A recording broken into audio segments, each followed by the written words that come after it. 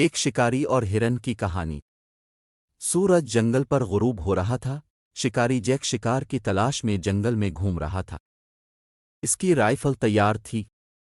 وہ گھنے جنگل میں اپنی حکمت عملی کے تحت گھنٹوں سے ایک بڑے ہرن کا سراغ لگا رہا تھا۔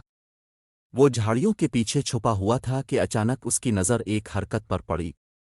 ایک بڑا ہرن ایک درخت کے پیچھے سے نکلا۔ اس کے بڑے سینگ بہت خوبصورت لگ رہے تھے۔ ہرن گھاس کے میدان میں نرم ٹہنیوں کے ٹکڑوں پر چل رہا تھا۔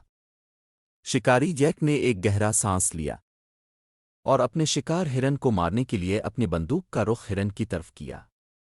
شکاری جیک نے ہرن کا نشانہ لیا اور فائر کرنے ہی والا تھا، لیکن جب اس نے ہرن کی نرم اور معصوم آنکھوں میں دیکھا تو شکاری جیک کے دل میں اس کے لیے رحم پیدا ہوا اور اس کا ہاتھ بندوق پر ہی رہ گیا اور اس نے اپنی بندوق نیچے کر لی۔ اسے وہ کہانیاں یاد تھیں جو اس کے دادا اسے ان جانوروں کے شکار نہ کرنے اور جانوروں کا احترام کرنے کے بارے میں سنایا کرتے تھے۔ شکاری جیک نے اپنی رائفل کو نیچے کیا اور ہرن کو چرتے ہوئے دیکھنے لگا۔ ہرن اس خطرے سے بے خبر چرتا رہا جو ابھی گزرا تھا۔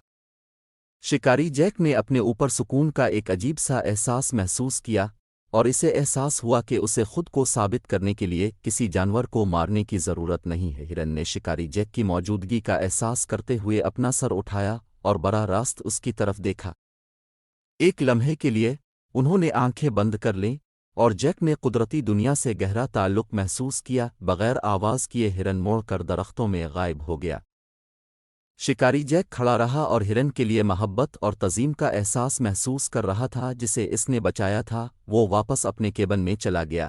اس کی رائفل اس کے کندھے پر لٹک رہی تھی۔ شکاری جیک نے آئندہ کے لیے ان معصوم جانوروں کے شکار کرنے سے توبہ کی اور قدرتی دنیا کے ان خوبصورت جانوروں کا ہمیشہ احترام کرنے کا عہد کیا۔